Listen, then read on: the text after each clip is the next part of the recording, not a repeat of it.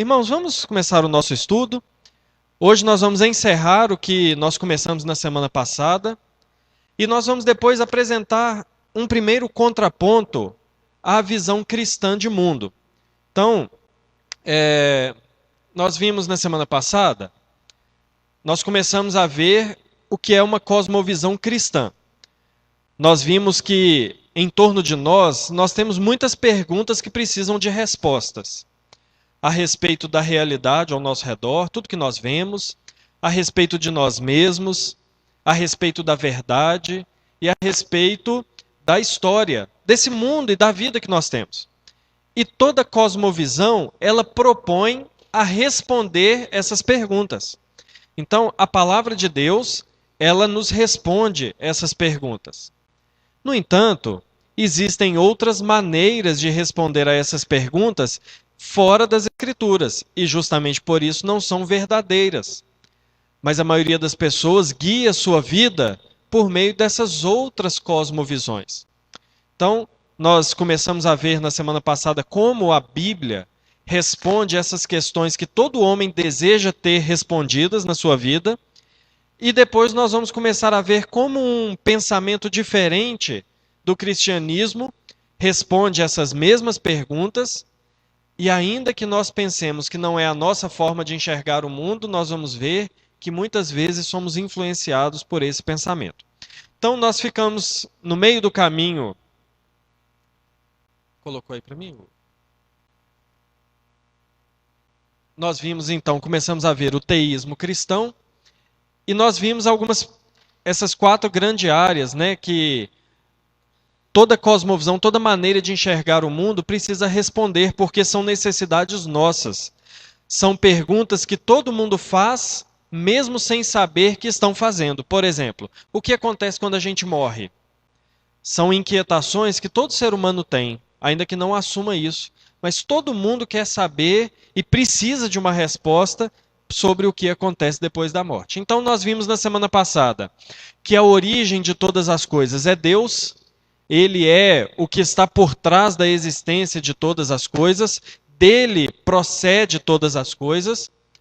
Nós vimos que o universo foi criado por Deus. Então, primeiro, Deus é tudo que existe antes de todas as coisas, ele é a realidade última, ele é eterno e nada existiu antes dele, ele é a realidade e ele criou todas as coisas, como nós vimos.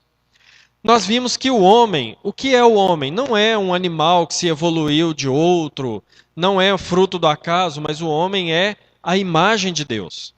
Então faz parte da nossa essência sermos imagens de Deus e termos atributos que nós recebemos por herança divina.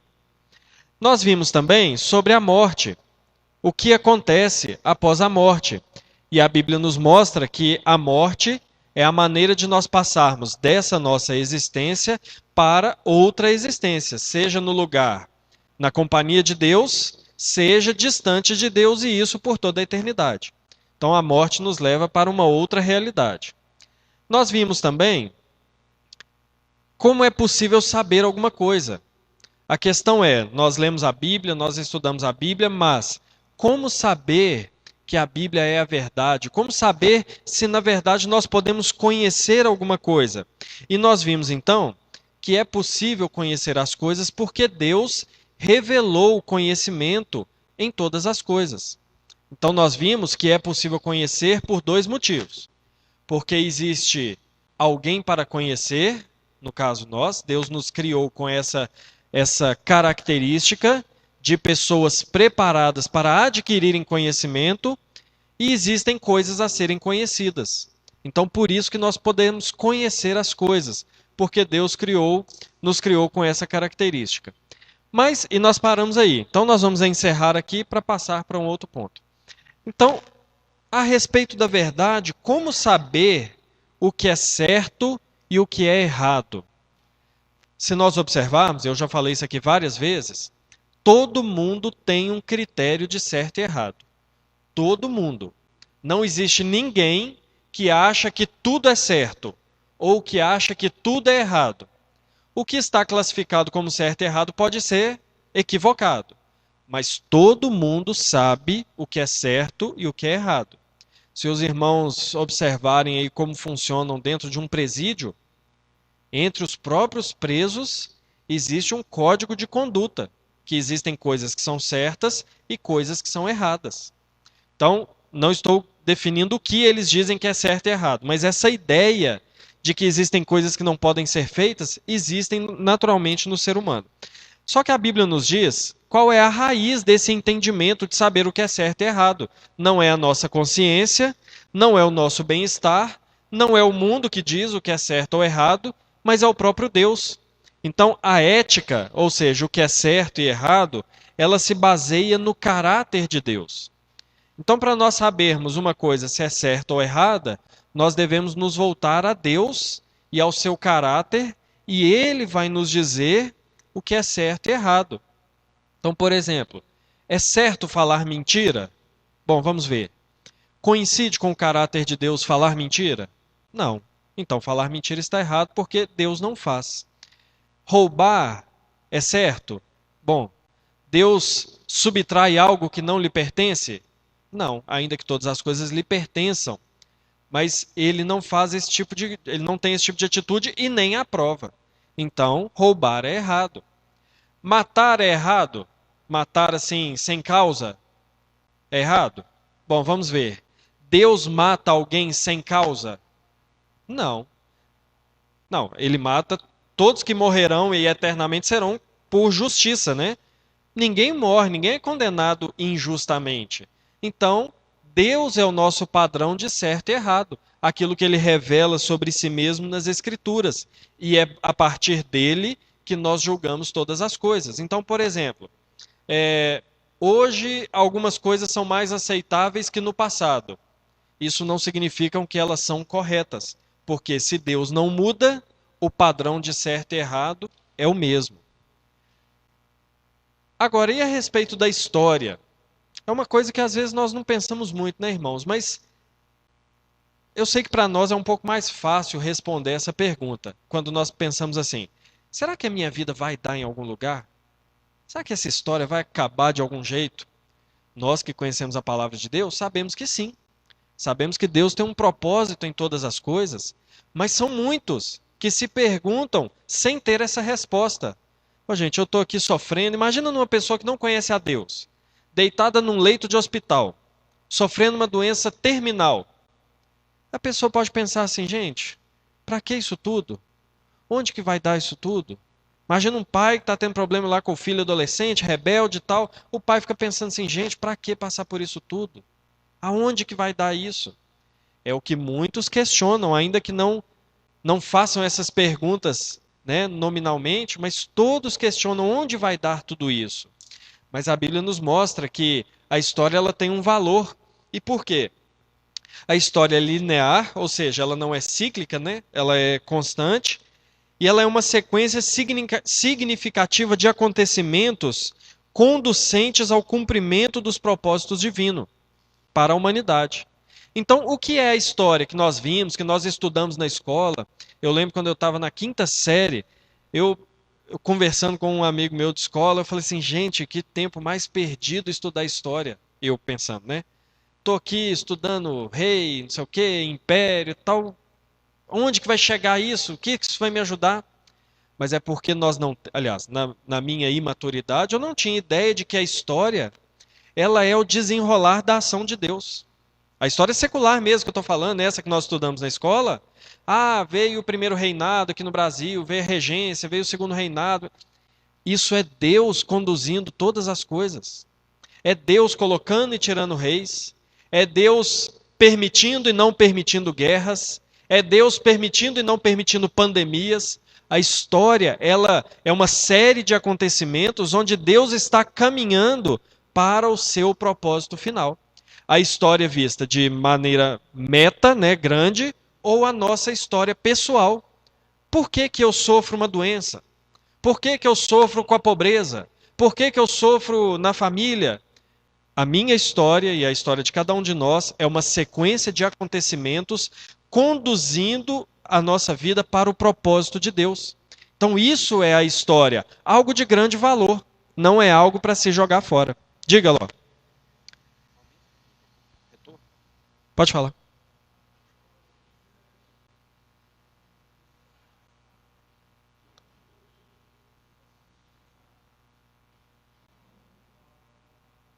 Sim,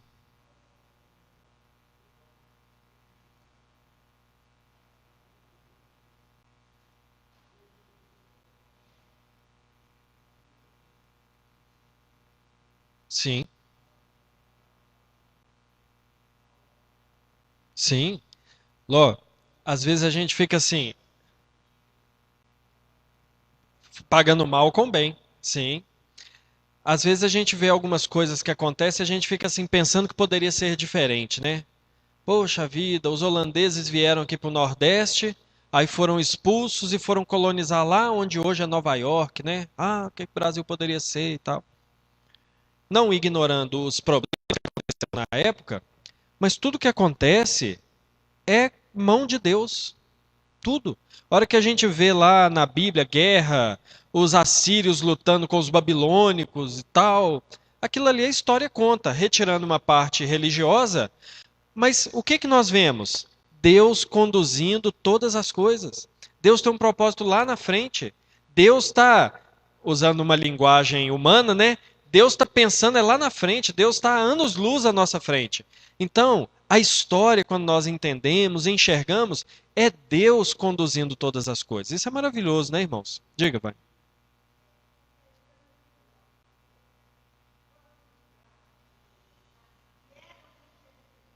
Aham.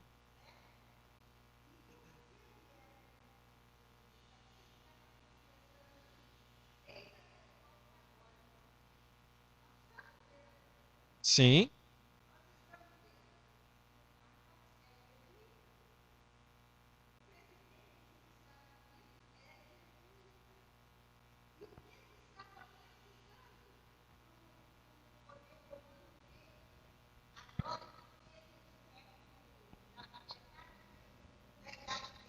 sim, sim.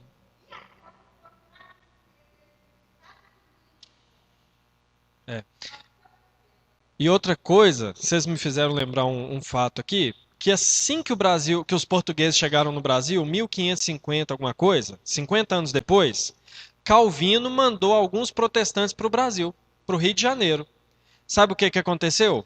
Eles foram mortos. E o evangelho não prosperou em 1550 alguma coisa. Aí a gente pensa assim, oh, que pena, né? Que pena, poderia ser tão bom o Brasil e tal. Mas, irmãos, agora vamos olhar onde o evangelho prosperou naquela época, como está hoje. Europa, Suíça, são lugares mais difíceis do mundo de evangelizar. Então, é claro que eu sempre falo aqui que o se não existe, né? O se, mas vamos imaginar que o Brasil fosse colonizado pelos protestantes, ou grande presença protestante no século XVI, como foi na Europa. Provavelmente o evangelho no Brasil não existiria mais, porque nós seríamos liberais, como é na Europa. Então Deus impediu um movimento na época para que hoje, como Ló lembrou, nós fôssemos celeiros de missionários justamente para a Europa. É tudo no controle de Deus, meus irmãos. É tudo. Eu sei que a gente fica ansioso, preocupado, tem que acabar a pandemia, tem que não sei o que, de guerra. Deus está conduzindo todas as coisas. É o que a Bíblia nos ensina e é o que nos dá paz. E em segundo lugar, a respeito da história, qual é a nossa atuação na história? Ou seja, o que eu quero dizer com isso é, depois de entender que Deus é a realidade última e o criador de todas as coisas, depois de entender que o homem é a imagem de Deus e que a morte é a passagem para a eternidade, depois de entender que a verdade é possível de ser conhecida e Deus é o padrão de certo e errado, depois de entender que a história segue ao propósito de Deus, qual é o meu compromisso em vida? Sabendo de tudo isso, qual é a minha atuação na história? Tendo todas essas informações como pano de fundo da minha existência. Bem, o que é o nosso papel, né? Qual o compromisso central aqueles que abraçam essa cosmovisão cristã têm é: os teístas cristãos vivem para buscar primeiro o reino de Deus, ou seja, glorificar a Deus e gozá-lo para sempre. Então, irmãos, se nós entendemos que Deus é a origem de todas as coisas, que nós somos a imagem de Deus, que Ele se revela a nós nas Escrituras e que tudo caminha com um propósito, nós devemos entender que o nosso compromisso de vida é viver para Deus, crendo na Sua palavra, na Sua revelação, crendo no Seu Filho Jesus Cristo e vivendo em todas as coisas buscando a Sua glória. Na nossa vida, na nossa atuação na história, no nosso trabalho, na nossa vida familiar, em tudo aquilo que nós somos, o nosso compromisso é viver baseado nesses valores. É por isso que é inconsistente quando nós. Só adiantar. É por isso que é inconsistente quando nós assumimos a cosmovisão cristã, assumimos que Deus é o padrão de certo e errado, mas nós adotamos outro padrão de certo e errado. Por exemplo, o espírito da época. Né? O que o mundo diz que é certo e errado, nós adotamos também. É errado, está inconsistente com a nossa cosmovisão, porque Deus é o padrão de certo e errado. Então, se nós somos a imagem de Deus, é inconsistente com a cosmovisão cristã crer na evolução, que nós somos frutos de um processo evolutivo, porque não está de acordo com a nossa cosmovisão. Então, nós temos a palavra de Deus que nos responde, que aponta para a nossa realidade que nós encontramos em Cristo. Então, nós devemos buscar o quê? Conhecer a palavra e moldar a nossa vida de acordo com o que a palavra diz. Isso é o que devemos fazer como cristãos. Irmãos, aqui eu coloquei uma conclusão só porque já estava apontando para o estudo de hoje. Abre o outro, por favor. Então nós vamos entrar no estudo de hoje. O que nós vamos fazer? Nós vamos apresentar uma cosmovisão diferente. Mas para quê? Não só para a gente tomar conhecimento. Para nós entendermos se nós estamos muito bem firmados na nossa cosmovisão ou não. Então, o primeiro contraponto que nós vamos apontar aqui, antes de colocar esse contraponto, eu vou ler 5 afirmações. E eu gostaria que os irmãos pensassem, não precisa responder, né?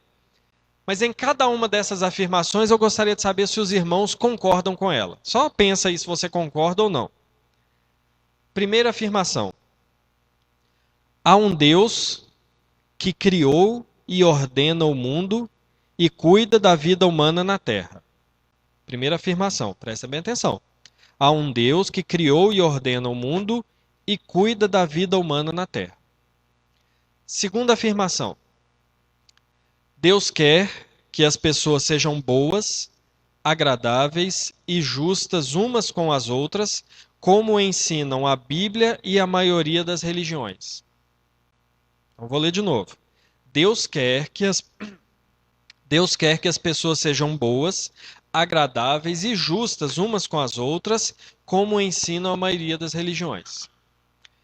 Terceira afirmação. O objetivo central da vida é ser feliz e se sentir bem consigo mesmo. Então, terceira afirmação. O objetivo central da vida é ser feliz e sentir-se bem consigo mesmo. Quarta afirmação. Deus não precisa estar particularmente envolvido na vida de alguém, exceto quando necessário para resolver um problema. Eu vou ler de novo. Deus não precisa estar particularmente envolvido na vida de alguém, exceto quando necessário para resolver um problema. Quinta afirmação. As pessoas boas vão para o céu quando morrem. Então, quinta afirmação. As pessoas boas vão para o céu quando morrem. Algum dos irmãos aqui, agora eu vou perguntar se vocês levantam a mão. Alguém concordou com alguma dessas afirmações? Com uma, pelo menos? Com duas? Com 4? Alguém concordou com todas essas afirmações? Não?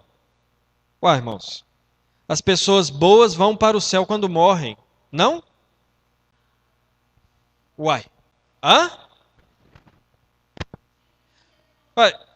Deus não precisa estar envolvido na nossa vida até que Ele precisa resolver um problema. Não?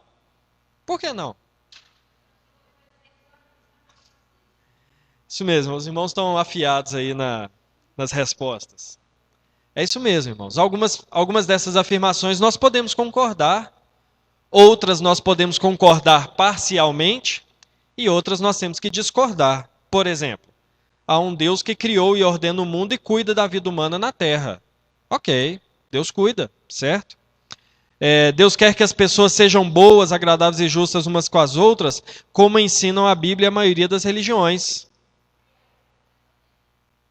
Ah, tá vendo? Mais ou menos. Porque mais ou menos. Deus não quer que as pessoas sejam boas e tal, como ensina as outras religiões. Não.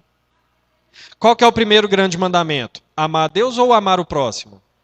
Amar a Deus. Então, o objetivo a Deus quer que nós sejamos fiéis a Ele. O resultado de ser fiel a Deus é amar ao próximo, mas isso não é ensinado por outras religiões. A questão dessa pergunta é que muitos tentam nivelar a moralidade das religiões em um certo patamar. Né? Quinta-feira eu até falei aqui que existem alguns comportamentos que tanto os cristãos, quanto os judeus, quanto os muçulmanos aprovam, né? Comportamentos morais que eu estou falando, e que não necessariamente no mesmo barco. Então, irmãos, o que nós vamos ver hoje? E de onde são essas afirmações? É de um pensamento que na teoria, na filosofia dele, nós podemos talvez nem conhecer ou ouvir muito pouco. Mas o problema dele é a prática. Porque muitas vezes ele é real na nossa vida. E esse contraponto com o teísmo cristão é algo que se chama deísmo. Os irmãos já ouviram falar de deísmo? Sabe o que é o deísmo? Alguém sabe? Pode arriscar, não tem problema não. Oi? Não. Não. Quase isso. Quase isso.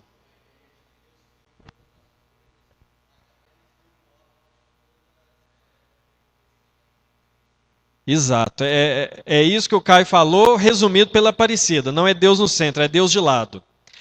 O deísmo é aquela ideia de que até existe um Deus. E ele até criou todas as coisas. Mas ele se mantém longe da criação e ele não interfere na criação. E nós vamos ver como eles respondem, né, as coisas do mundo e como esse pensamento, irmãos, em um ponto ou outro, pode fazer parte da nossa vida se nós não tomarmos cuidado. Nós podemos ter a ideia de que em algum ponto Deus se afasta e se retira da sua criação. Então vamos lá, o deísmo. Só para a gente lembrar o que as cosmovisões tentam responder, né? Toda cosmovisão considera os seguintes problemas básicos: a natureza e o caráter de Deus, ou da realidade última, a natureza do universo, a natureza da humanidade, o que acontece quando a pessoa morre, a base do conhecimento humano e a base ética do significado da história. Então, toda cosmovisão tenta responder essas perguntas, aqueles 4 grupos que nós vimos há pouco, e o deísmo também tenta nos responder a essas questões. Então, só para a gente entender de onde saiu o deísmo. De onde que os irmãos acham que saiu o deísmo? Qual é o pai do deísmo? Não. Eu falo assim, de qual cosmovisão ele saiu? Do teísmo. O deísmo saiu do teísmo, mas veja bem, não como evolução, mas como distorção, né? Uma coisa é quando algo melhora e dá uma ideia a outro estágio. Vou dar um exemplo para os irmãos. O cristianismo saiu de onde?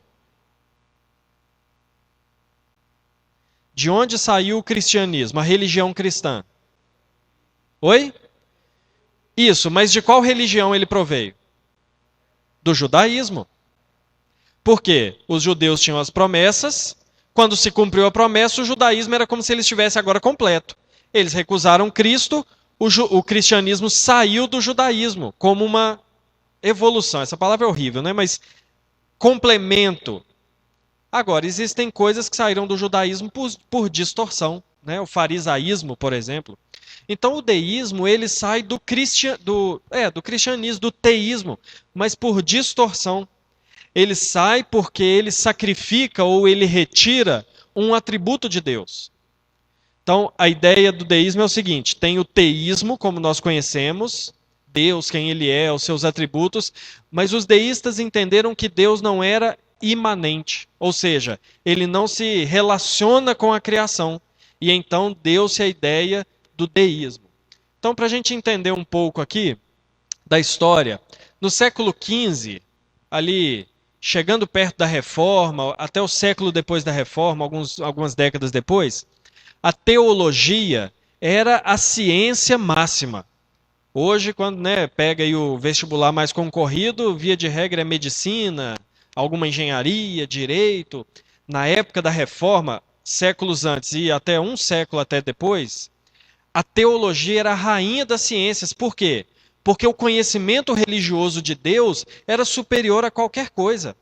O homem que quisesse conhecer a verdade, ele tinha que conhecer a Deus, ainda que nem sempre esse conhecimento era fiel às Escrituras. Mas na teoria, o conhecimento de Deus era excelente. Então, todo mundo que queria o filho bem estudado, mandava o filho estudar teologia. Até o século XV. No século XVI, ficou meio ruim de ler ali, após a reforma, da reforma em diante, o conhecimento de Deus ele continua sendo valorizado, mas agora de forma correta.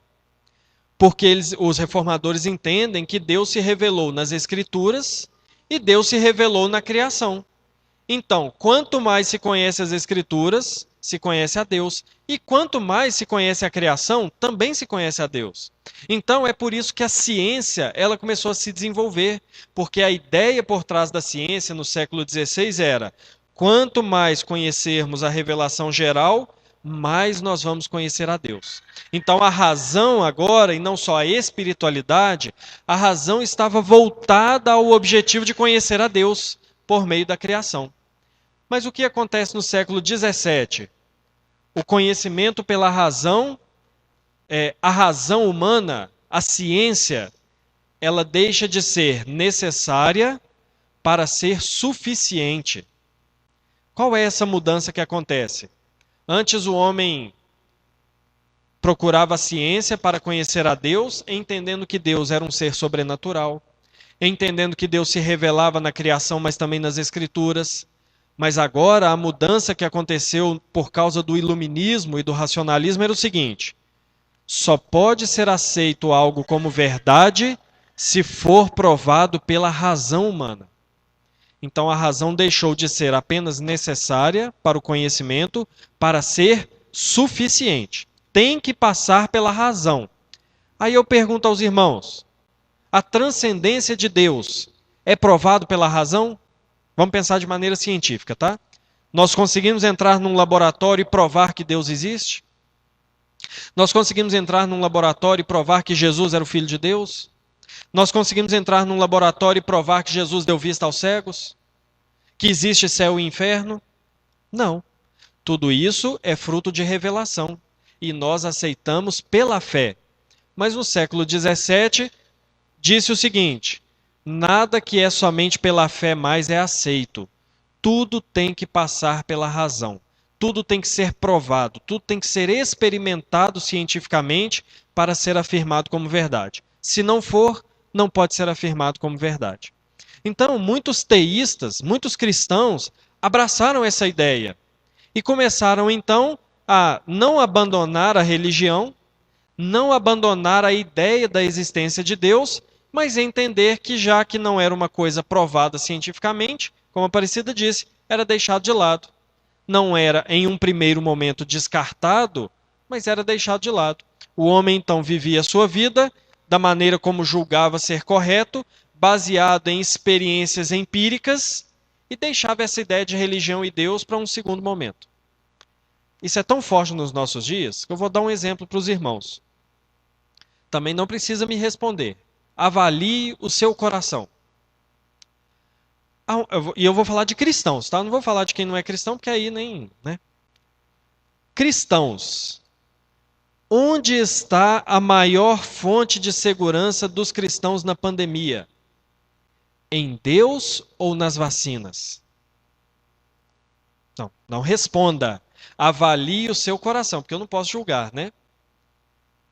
Porque eu tenho para mim que muitos cristãos, de maneira geral, estão mais confiantes na vacina.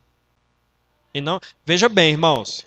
Deixa eu já fazer um parêntese aqui, deixa eu já fazer um escrúpulo aqui, que é, né, para não ficar mal interpretado o que eu falei. Eu não estou falando que vacina é ruim. Tá lá meus meninos que aprovam que quase todo mês tem uma vacina para dar para eles. Estou falando isso não. O que eu estou querendo dizer, e nem estou falando para não tomar, para sair de peito aberto que Deus livre, não é isso que eu estou falando. O que eu estou falando é que muitas vezes a expectativa do cristão de segurança está na ciência e não em Deus. Se isso acontece, é um sinal de que o deísmo está afetando a nossa maneira de enxergar o mundo. Hã? Não, tudo bem. Mas o que eu quero dizer é o seguinte: o cristão, ele aceita a ciência. O cristão bíblico reformado, ele concorda com a ciência. Ele tira proveito da ciência. Mas ele sabe que a ciência não é a rainha de todas as coisas e que nem é a ciência que dá segurança. O cristão sabe que sustentando todas as coisas e conduzindo todas as coisas está o Deus Criador, o Deus soberano. No momento em que nós invertemos essa ordem e colocamos confiança total na ciência, nós estamos sendo deístas, porque nós estamos conduzindo a nossa vida por aquilo que pode ser provado em laboratório e não por uma vida de fé. Então, é só um exemplo que eu estou dando para como esse pensamento pode ser desconhecido na teoria, mas na prática ele pode ser bem vivo no nosso coração se nós não tomarmos cuidado e voltarmos sempre os nossos olhos a Deus. Então vamos lá. O deísmo é um problema prático. Por quê? Ele é o resultado da negação da imanência divina. Ou seja, o deísmo é a negação de que Deus está no controle de todas as coisas e ele cuida da criação. Tem um parágrafo pequeno que eu gostaria de ler para os irmãos, que é de um filósofo chamado John Locke, e ele era um deísta, e ele explica de maneira muito boa, no ponto de vista dele, o que é o deísmo, que não abandona a fé, mas ela é só particular, ela não pode ser levada para a esfera pública. Então olha o que ele diz. O que Deus revelou, com certeza é verdade. Não se pode ter nenhuma dúvida. Esse é o próprio objeto da fé. Então, se a gente lê essa primeira frase, faz, ó, um teólogo, né, reformado ainda por cima. Mas olha como que ele continua. Contudo, seja revelação divina ou não, a razão deve julgá-la. Nunca se pode permitir que a mente rejeite uma evidência maior para abraçar o que for menos evidente. Então, o que ele está querendo dizer aqui é o seguinte: na visão deísta, é errado deixar algo menos evidente, não, aliás, abandonar algo mais evidente em troca de algo menos evidente. Para as pessoas, o que é mais evidente? Esse mundo físico que nós estamos vendo ou o mundo futuro que virá com Cristo? Não. Pensando do ponto de vista humano, qual é mais evidente? É o que nós estamos vendo, eu estou vendo aqui todo mundo, ó, não é? Então o que ele está dizendo é o seguinte: eu não posso trocar o que os meus olhos veem por algo que é meramente uma fé. É isso que ele está dizendo. Nem consentir em abraçar uma probabilidade em oposição ao conhecimento e à certeza. Não há evidência de que toda revelação tradicional é de origem divina, nas palavras que a recebemos e no sentido em que a entendemos, tão clara e tão segura quanto a dos princípios da razão. E nada, por sua vez, contrário ou inconsistente com os claros e autoevidentes ditados da razão, e onde esta não tenha papel a desempenhar, tem o direito de ser instado ou ser consentido como matéria de fé. Então o que ele está querendo dizer é o seguinte: é muito bom acreditar na revelação, que Deus falou, que Deus mostrou, mas aquilo que passa pela razão não pode ser descartado ou colocado em segundo plano em detrimento daquilo que não pode ser provado. Então, na visão dele é o seguinte: nós temos duas afirmações. Um cego de nascença não volta a enxergar. Isso é uma afirmação da ciência. O Evangelho diz: Jesus fez um cego de nascença enxergar. Esse aqui eu consigo provar em laboratório, esse aqui eu não consigo, então eu tenho que descartar esse e ficar com esse. É isso que a ideia deísta diz. E qual foi o resultado disso, como até nós comentamos aqui sobre o evangelho na Europa hoje? É que as coisas sobrenaturais, elas foram sendo descartadas. Nascimento virginal de Jesus, multiplicação dos pães, ressurreição dos mortos, tudo isso foi sendo descartado e sendo reinterpretado de maneira racionalista. Eu já até dei esse exemplo aqui na igreja, mas os liberais vão dizer o seguinte: Jesus multiplicou pães? Sim e não. É o que os liberais vão dizer. De maneira literal, como está no texto bíblico, ele não fez. Esse negócio de multiplicar do nada, não. Mas Jesus ensinou um a compartilhar o seu pão com o outro. E aí todos comeram. Bonito. Tão bonito quanto mentira. Então, é isso que os liberais fazem. Deixam de lado a verdade das Escrituras e trocam por algo que a razão pode explicar. Então, Jesus ressuscitou dos mortos? Eles vão dizer assim, sim e não. Ele não ressuscitou dos mortos, o corpo dele ficou lá no túmulo até apodrecer. Mas no coração dos discípulos, na esperança, ele ressuscitou. É isso que importa. Então, crendo em Jesus, eles foram pregar o evangelho. Mentira. Então, esse é um pensamento que levou à morte da igreja e do evangelho na Europa e em alguns lugares dos Estados Unidos. E que teria gerado a morte da igreja aqui também. Se a igreja tivesse recebido o evangelho, se o Brasil tivesse recebido o evangelho na mesma época da Europa, da Reforma. Então, qual é o resultado de nós negarmos que Deus está envolvido na criação? De maneira pessoal, de maneira constante. Primeiro, nós vamos ter que sacrificar a existência de Deus. O primeiro problema é que se perde-se essa ideia de um Deus pessoal, quando eu falo de um Deus pessoal, é um Deus que interage conosco, tá, irmãos? Um Deus pessoal é um Deus que a gente ora e ele ouve e responde. É um Deus que nós lemos a Bíblia e ele fala conosco. Isso é um Deus pessoal. Se nós perdemos essa ideia do Deus pessoal, nós perdemos a ideia da providência. Ou seja, de que Deus cuida de todas as coisas. Nós perdemos a ideia da comunhão com Deus, de que é possível ter comunhão com Deus. Se eu entender, irmãos, que Deus não se envolve com a criação, é tolice eu orar. Porque Deus não tem comunhão comigo. Nós perdemos a ideia da santidade objetiva. O que eu quero dizer com santidade objetiva? Que nós temos um padrão imutável de santidade. E já que Deus não se envolve, a minha santidade ela vai ser mutável, vai ser de acordo com a época. Eu vou perder a ideia, vou perder o valor da oração, da Bíblia como revelação de Deus. Se eu tiro essa característica de Deus como um Deus pessoal, eu acabo com a vida espiritual. Vamos abrir lá em 1 Coríntios, capítulo 15. 1 Coríntios, capítulo 15, versículo 19.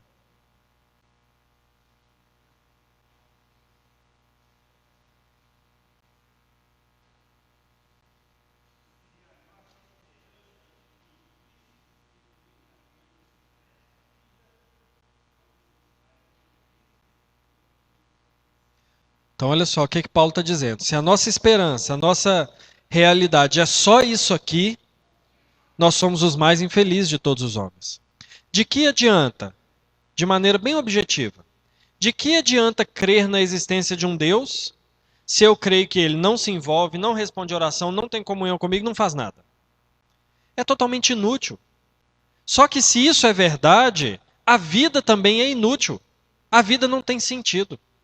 Então, se nós abraçamos essa ideia de que Deus não se envolve, nós perdemos todo o sentido da existência. Porque não há sentido em existir sem um propósito, sem uma condução, sem algo conduzindo todas as coisas. Um risco também é nós abandonarmos a palavra de Deus como revelação. Porque se Deus não se envolve, ele não se revela pela palavra. Agora, se a Bíblia deixa de ser revelação especial, ela deixa de ser a regra de fé. E se ela deixa de ser a regra de fé, ela deixa de ser duas coisas: o caminho da salvação e o caminho para uma vida depois da salvação, ou seja, um caminho de santidade. Ela deixa de ser a verdade e o crente vai buscar a verdade em outros lugares. Sem precisar abrir a Bíblia, os irmãos lembram de cor Salmo 119, versículo 11? É fácil. Não, o outro. O outro que a gente normalmente conhece, Salmo 119. Guardo no coração as tuas palavras para não pecar contra ti. esse versículo não é simplesmente uma frase jogada do salmista. É a expressão do salmista de que o padrão de vida dele, o padrão de comportamento, o padrão ético, a forma como ele tem para a vida dele, é as Escrituras. É a palavra de Deus. Então, quando nós falamos assim, guardo no coração as tuas palavras para não pecar contra ti, nós estamos assumindo que a palavra de Deus é a verdade. Nós estamos assumindo que a palavra de Deus é o padrão para nós. Então, se eu tiro da palavra de Deus essa característica de revelação, acabou o padrão moral. Acabou o caminho da salvação. Acabou o padrão de uma vida que agrada a Deus. Agora tudo é relativo. Agora eu vou ter que procurar em outros lugares o que é uma vida que agrada a Deus. Sim?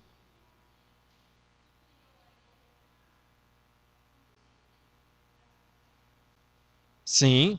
Todo homem, ainda que ele negue isso, ele precisa de um padrão superior. Mas não é que ele precisa porque ele não tem nenhum. É porque Deus colocou no coração do homem o padrão. Mas por rebeldia, ele precisa de algo só para referendar a rebeldia dele. Então ele busca outro padrão. Mas nós temos as escrituras que elas vão casar perfeitamente com aquilo que Deus colocou no nosso coração. Por isso que a Bíblia, por isso que Jesus disse lá em João 8,32, e é uma pena que esse texto tenha sido tão mal utilizado ultimamente, porque o que esse texto diz é que conhecer a verdade a respeito de Deus e de Jesus, ela nos liberta por quê? Porque ela nos liberta da escravidão de ficar procurando verdade onde não existe. E ela então casa com a necessidade do nosso coração e nós somos feitos então pessoas livres. Então, isso é o que a palavra de Deus faz por nós. Sim,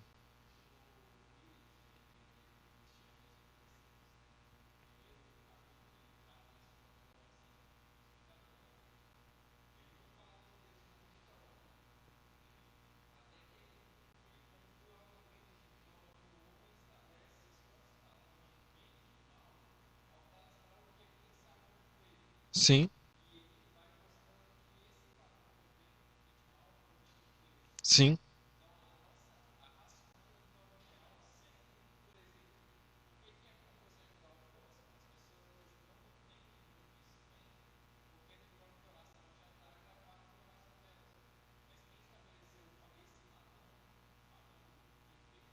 sim,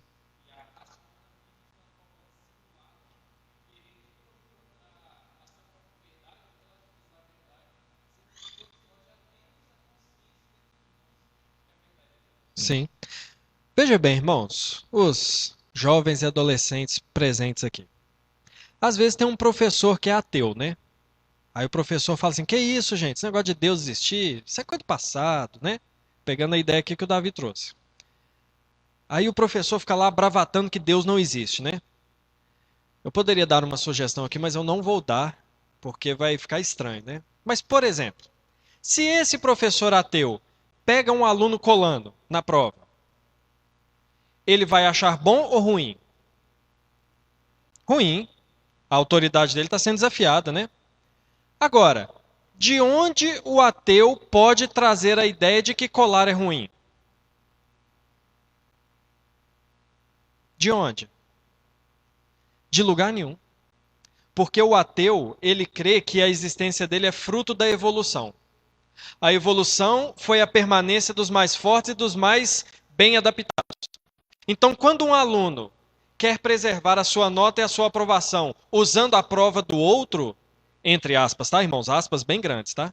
Ele está sendo o melhor adaptado e o mais forte. Então, na verdade, o professor ateu deveria elogiar a sua conduta, porque está agindo de acordo com aquilo que ele mesmo crê. Mas ele não acha que isso é certo, porque no coração dele existe um padrão de certo e errado, que o ateísmo não explica. É a mesma coisa de um ateu reclamar que o político está roubando.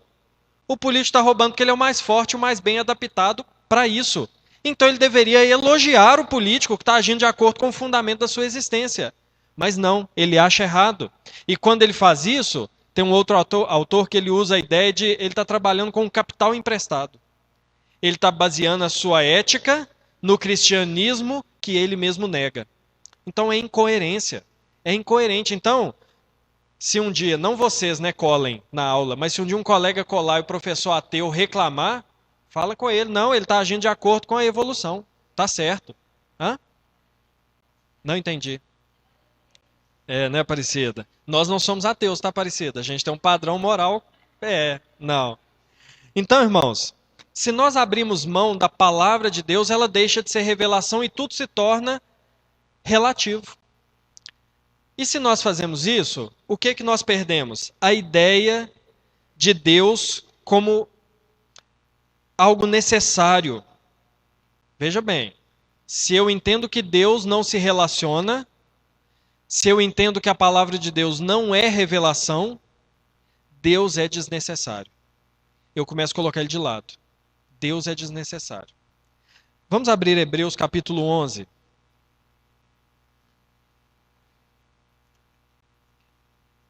Versículo 6.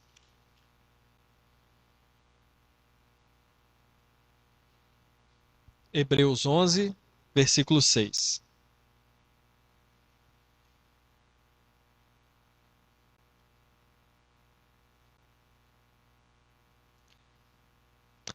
Porque, aliás, de fato, sem fé é impossível agradar a Deus. Veja, essa primeira frase às vezes a gente conhece de cor, né? Mas olha a continuação. Porquanto é necessário que aquele que se aproxima de Deus creia que ele existe e que se torna galardoador dos que o buscam.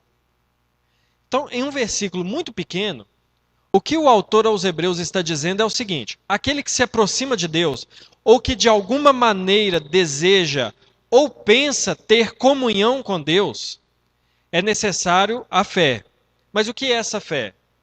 É crer que Deus existe e que ele galardoa, ele interage, ele abençoa aqueles que estão à procura dele. Então o que nós vemos aqui é que se aproximar de Deus, para se aproximar de Deus, é fundamental a ideia de que Deus é imanente, ele se relaciona, ele é presente, ele é pessoal. De maneira contrária, se nós acharmos que Deus é impessoal, que ele não se relaciona, nós não temos a fé verdadeira. E é impossível assim termos comunhão com Deus. Então, se nós abrimos mão dessa ideia de que Deus está não misturado, mas presente, agindo a todo momento na nossa vida, nós corremos o risco de ter essa ideia de que Deus é desnecessário e viver a vida sem a presença dele, sem a necessidade da presença dele.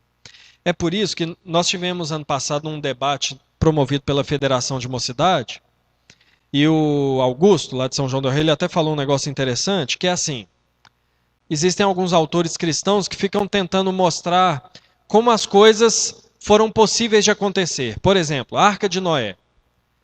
Muitos vão dizer assim: não, a Arca de Noé existiu mesmo, porque lá tinha um negócio de água que furou e saiu água e caiu, não sei o quê. Ok, é plausível isso. Não, a criação igual Gênesis conta, é isso mesmo. Porque se a gente for contar, tem 6.000 anos para trás, o Jardim do Éden ficava em tal lugar, que era assim, era propício àquilo e tal. Parece uma coisa boa usar a ciência para referendar as escrituras. Mas isso é um risco, porque a gente começa a falar que a Bíblia é verdade somente porque a ciência consegue provar. Porque, meus irmãos, se não tivesse água no mundo e Deus quisesse inundar a terra, ele fazia. Ele fazia. Ele brotava água de onde ele quisesse. Então não é necessário que a ciência explique para nós todas as coisas. Ah, Jesus andou sobre o mar porque dependendo da velocidade que ele estivesse andando, Jesus andaria sobre o mar se ele quisesse, sobre o nada se ele quisesse. Então, nós precisamos ter essa ideia de que todas as coisas estão no controle de Deus. É o que Hebreus fala e é o que Colossenses fala. Pela palavra do poder, Jesus está sustentando todas as coisas.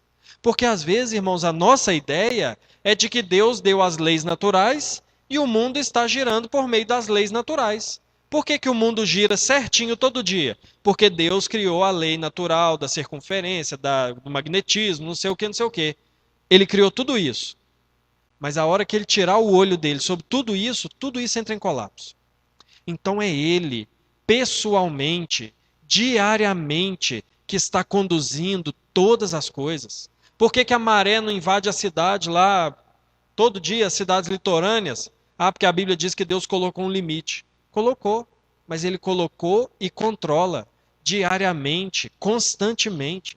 Então nós não podemos nos afastar disso, porque senão nós caminharemos em direção ao deísmo, de achar que Deus criou leis naturais, leis morais e se afastou para ver o que ia acontecer. Não.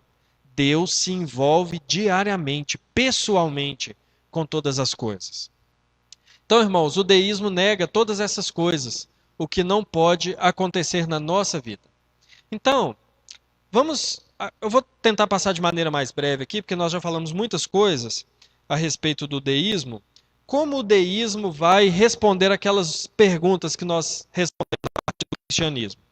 E nós vamos tentar não tão somente entender o deísmo, mas ver se nós não estamos caminhando perto, flertando com o deísmo. Lembra que eu falei? De onde saiu o deísmo? De onde saiu o deísmo? Do teísmo. E ele saiu por evolução ou distorção? Por distorção. Se no nosso cristianismo nós começarmos a apagar a imanência de Deus, que Deus está presente, nós começaremos a ser deístas também. Ainda que nós estejamos aqui na igreja, afirmando as nossas declarações de fé. Então, como que o deísmo vai responder às perguntas fundamentais? Em primeiro lugar, eu não vou ler tudo ali que está, mas o que está por trás de tudo na ideia deísta é um Deus transcendente que criou todas as coisas e deixou-a funcionar por conta própria. Então, o deísta crê que Deus não é imanente, não é pessoal, criou todas as coisas, deu corda e se afastou e deixou o mundo andar. Então, o mundo anda de acordo com o seu próprio mecanismo. O próprio motor do mundo faz ele girar. E ele não é soberano sobre todos os assuntos e nem é providencial. Ele não caminha, ele não provê as coisas para a humanidade. Essa é a ideia fundamental do deísmo. E nós temos que tomar o cuidado de não achar também que Deus é um Deus distante, como eu estou falando. Em segundo lugar, o universo foi criado por Deus, ele é determinado, né? A pergunta é qual a natureza do mundo? Foi criado por Deus, foi criado numa uniformidade de causa e efeito, em um sistema fechado. Nenhum milagre é possível. Irmãos, os irmãos acham que ainda pode acontecer milagre nos nossos dias? Meus irmãos creem de verdade? De verdade, de 0 a 10, na escala, vai até que número essa crença? Irmãos, tem que ser assim mesmo, nós temos que crer nisso mesmo. E eu não estou falando assim, o milagre. Os irmãos já viram aquele filme Todo Poderoso? Aí no final parece bonito, né? Ah, que discurso bonito daquele ator que faz o papel de Deus, né? Milagre. Milagre é uma mãe que trabalha todo dia para sustentar o filho e tal. Milagre é aquele jovem que está na escola e não se envolve com droga. Milagre é... Não, isso não é milagre, não. Isso não é milagre. Isso não é sobrenatural. De certo, isso é ação de Deus, provendo as coisas. Mas milagre é algo que vai além da capacidade humana. Como dar vista a um cego. Isso é um milagre. Como a salvação. Isso é um milagre. Porque às vezes, irmãos, nós entramos nessa ideia de que coisas bonitas são um milagre. Ah, o nascimento de uma criança é um milagre, né? Não, não é milagre. Deus criou o corpo e o funcionamento é para ser assim mesmo. É a maneira ordinária, no sentido comum, de uma criança vir ao mundo. Não é milagre. É maravilhoso. É espetacular ver um negocinho que não é nem visível a olho nu se tornar uma criança perfeita. É maravilhoso, mas não é milagre. Está debaixo da condução de Deus, mas não é milagre no sentido bíblico. Milagre é quando Deus intervém de maneira excepcional para realizar alguma coisa. Isso é um milagre. Não estou negando o poder de Deus nas coisas ordinárias, tá, irmãos? Por favor. Deus está conduzindo todas as coisas, mas existem momentos em que Deus age de forma sobrenatural. No deísmo não existe lugar para isso. Crer na existência de milagre, por quê? Porque o mundo é um sistema fechado. É como o motor de um relógio que está funcionando ali dentro e ninguém tem acesso àquele motor ali. O que tiver de acontecer, vai acontecer. É causa e efeito. Bateu, apanhou, caiu, machucou. Parou de bater o coração, morreu. É assim. Então, se nós entrarmos nessa ideia, nós vamos começar a achar também que Deus não tem mais poder de agir de maneira sobrenatural. E tem. Ele age quando ele quer, da maneira como ele quer, e ele mostra pra gente se ele quiser, porque a gente às vezes acha que milagre é só quando a gente vê e percebe, né? Deus age de maneiras sobrenaturais, às vezes para nos proteger, para nos livrar e tal, a gente nem vê, nem toma conhecimento. Mas o deísta pensa que não. Nenhum milagre é possível, tudo é de acordo com as leis da física e da criação. O que é o homem no pensamento deísta? O homem, embora um ser pessoal, ele simplesmente faz parte do mecanismo. Ele simplesmente está ali, como parte da engrenagem, ele não é nada demais, o ser humano. Ao ponto que a Bíblia diz que o homem é a coroa da criação. A ponto que a Bíblia diz que o homem é a imagem de Deus. Então, meus irmãos, nós não podemos. Vou dar um exemplo aqui. Um pensamento deísta que entra na nossa mente assim sorrateiramente, a gente nem percebe. A ideia de que animais são tão importantes quanto pessoas. Nunca. Isso é pecado. Eu estava até conversando com a Isabel essa semana, né? Ela falando, eu nem sabia, ela falou que agora no Facebook é proibido vender cachorro. Lá naqueles negócios de vender, né? De marketplace. É proibido vender cachorro. Por quê? Ah, porque cachorro não é uma coisa que se vende. É claro que é. E dependendo do cachorro, vende caro ainda e ganha dinheiro. É claro que cachorro é coisa para vender. Entendeu? É coisa para maltratar? Não. É coisa para judiar? Não. Mas é uma coisa que se der uma doença, você vai lá e sacrifica. É assim que funciona. Então, é muito comum na nossa ideia esse negócio de que o cachorro ou o animal de estimação é tão importante quanto o ser humano.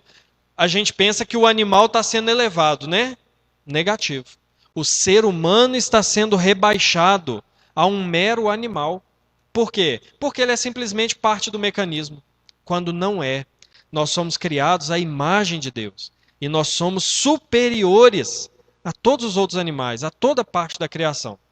Nós dominamos sobre a criação e não o contrário. Hoje é a criação que domina sobre o homem, né? Não. O homem que domina sobre a criação. Então, irmãos, e o que acontece após a morte? Bom, aí vai depender. Os deístas eles variam de alguns mais próximos da religião e outros mais distantes. Então, para alguns deístas, morreu, acabou. Para outros deístas, pode haver a possibilidade de vida eterna. Mas qual é o comum entre todos? Isso não é coisa que a gente deve preocupar.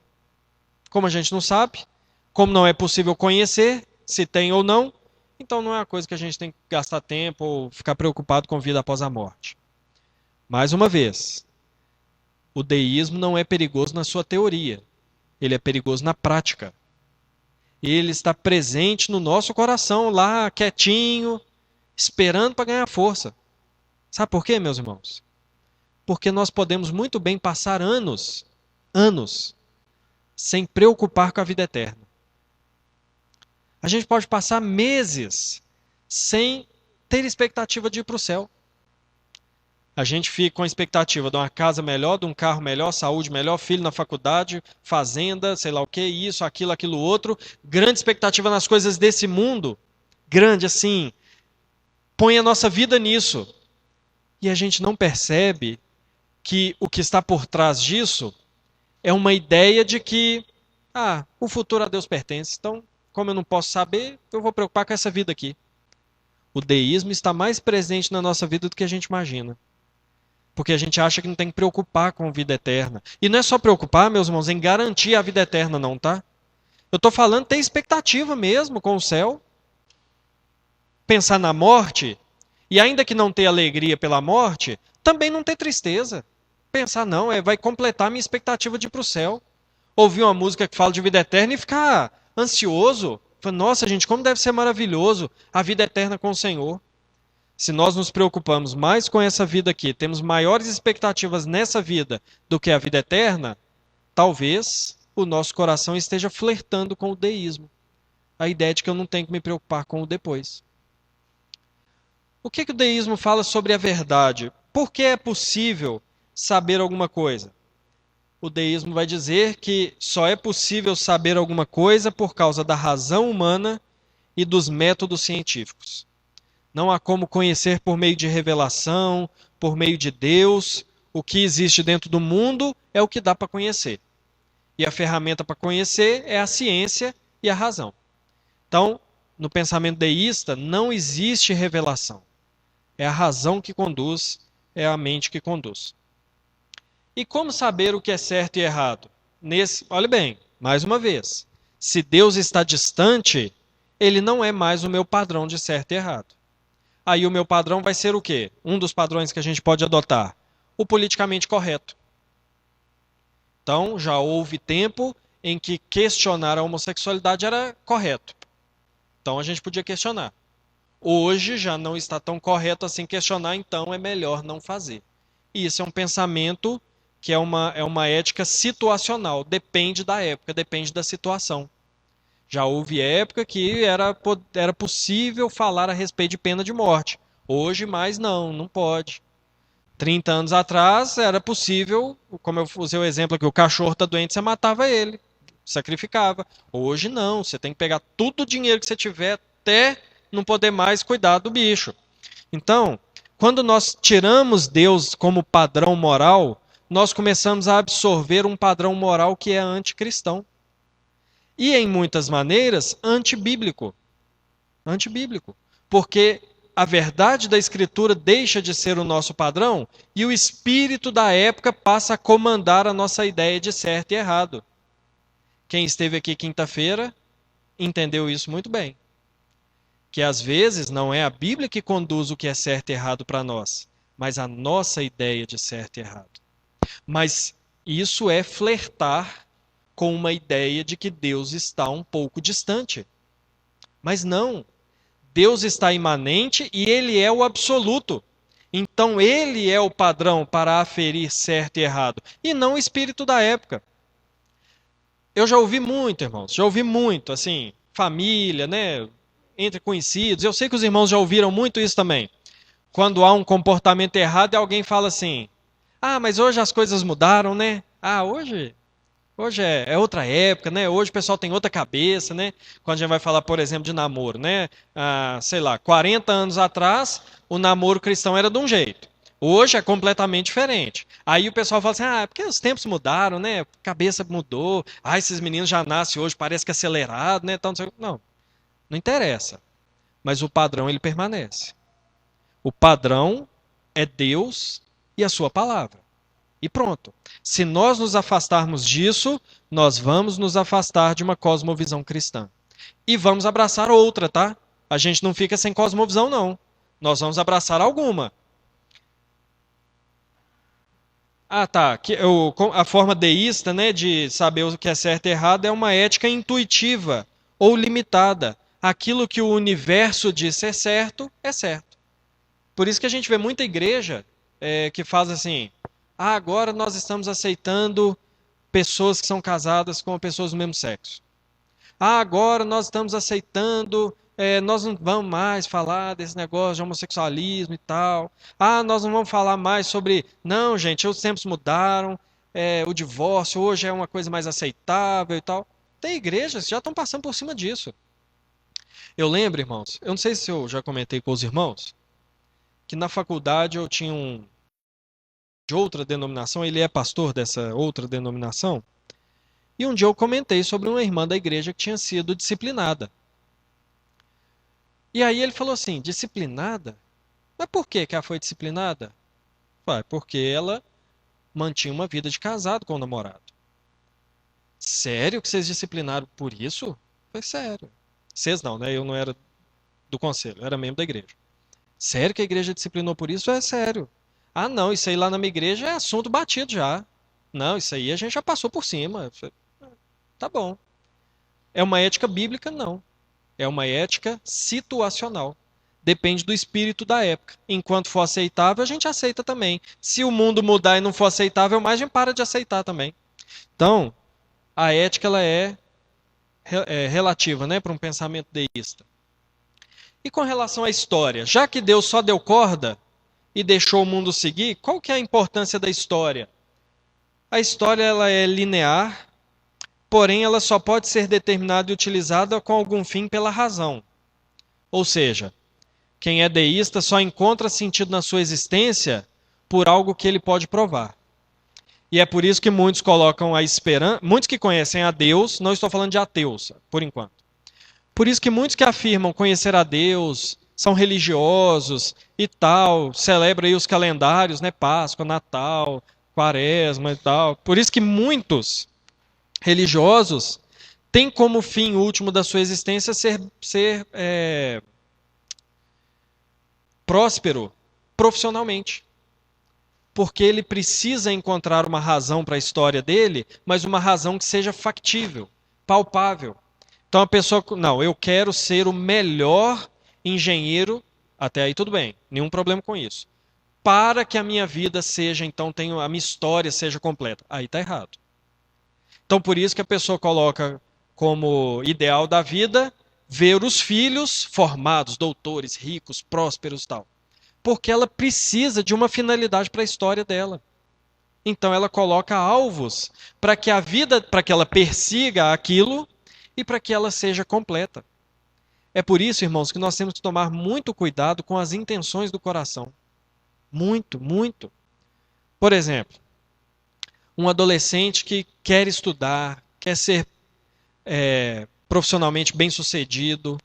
Ok, não tem nenhum problema nisso. Ganhar bem não é pecado. Desejar ganhar bem não é pecado.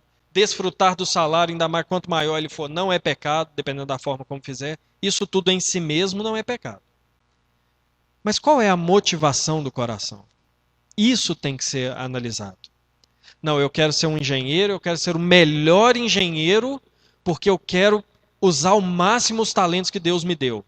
Ok, louvável, para a glória de Deus. Eu quero ser engenheiro porque eu quero mostrar para minha família que falou que eu era ignorante, que eu posso, que eu sou capaz. Está errado.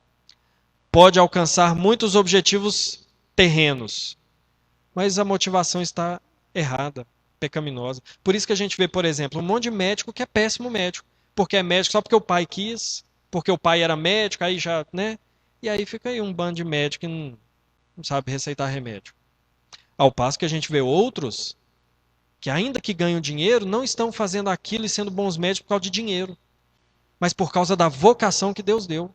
Louvável.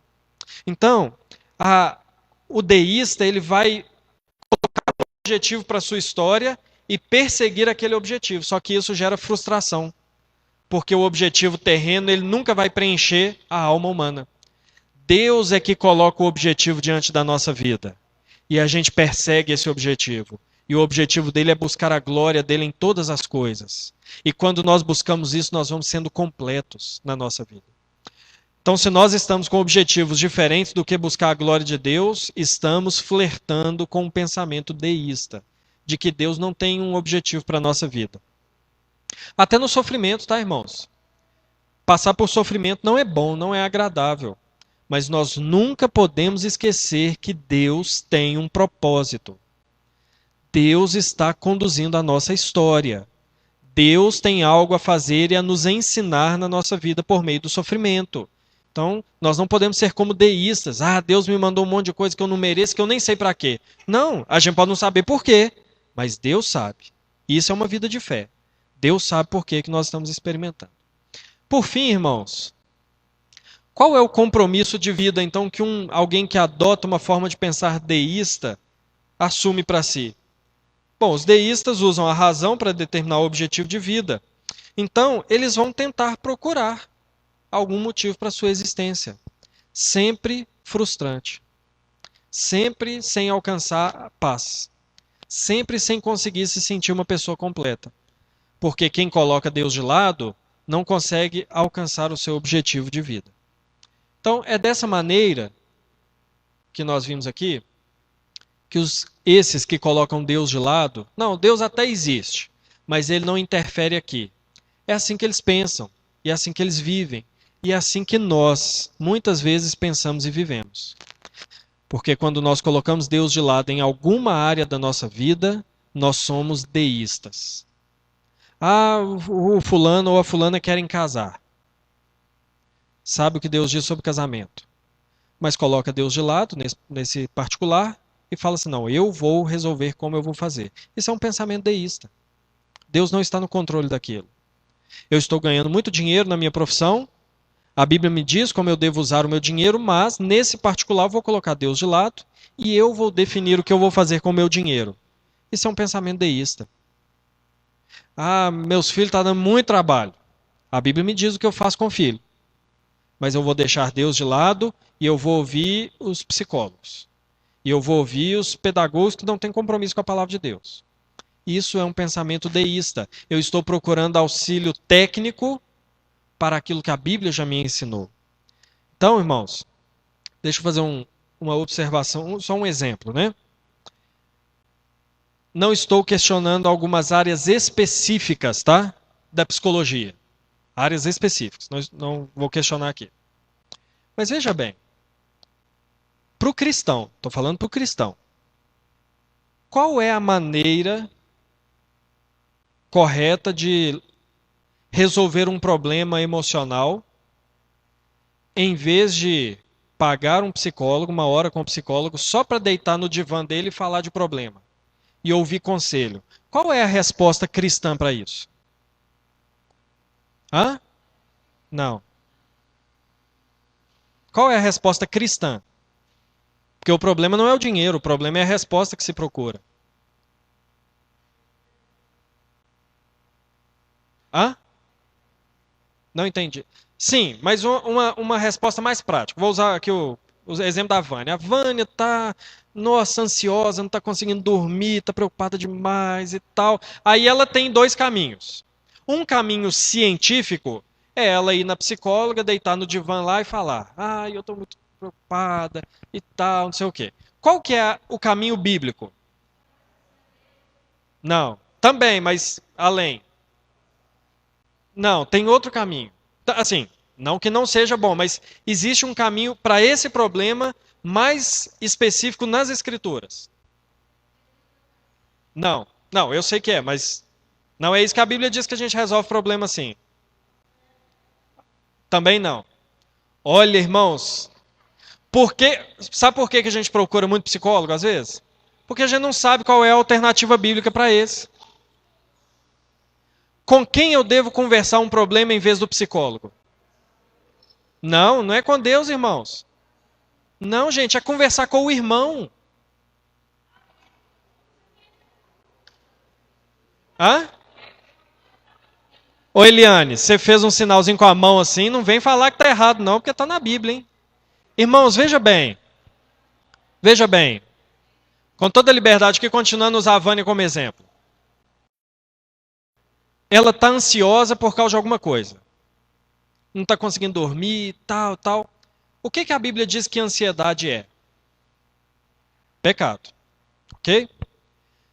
Aí Tiago vai dizer assim: confessai ao psicólogo o seu pecado para que seja curado. É isso que Tiago fala? Confessai uns aos outros os vossos pecados para que sejais curados.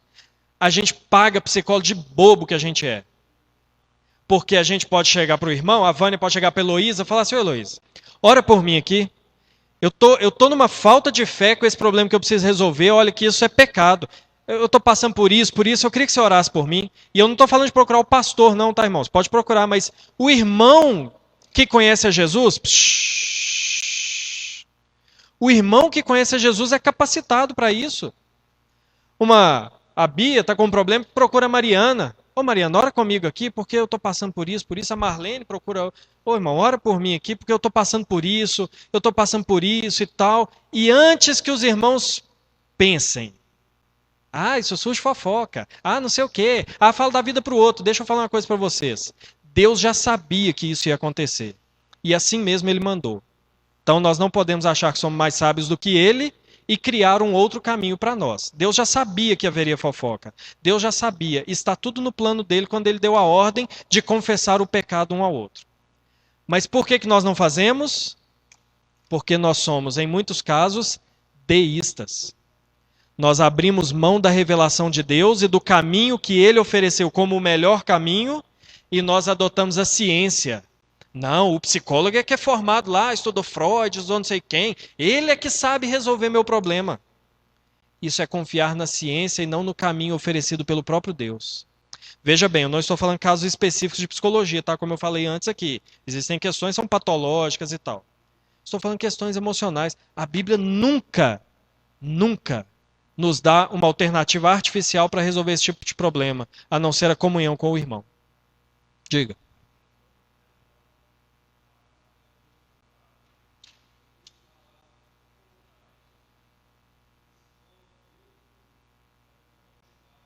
É o quê?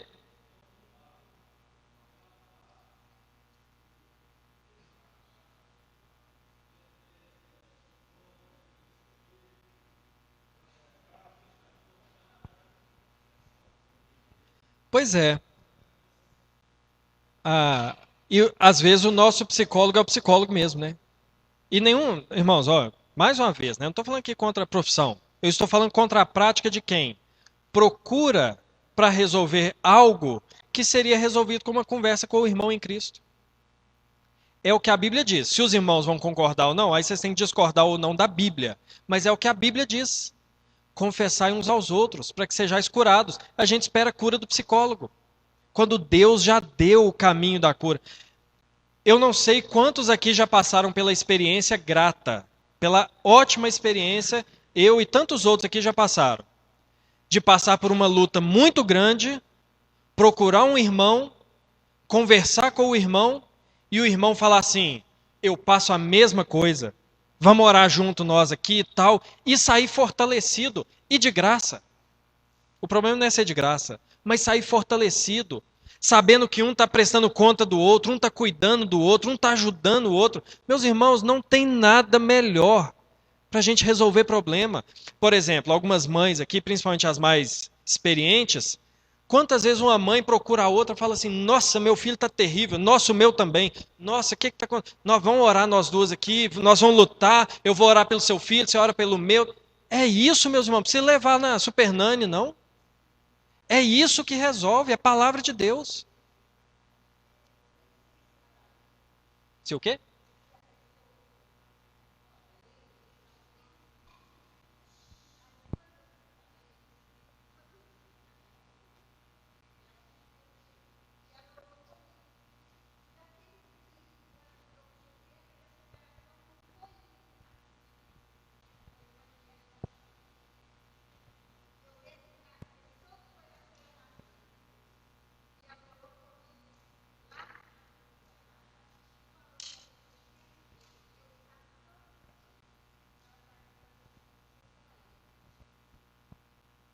Então, aí vai procurar uma ajuda profissional para você ver o que que você vai ouvir.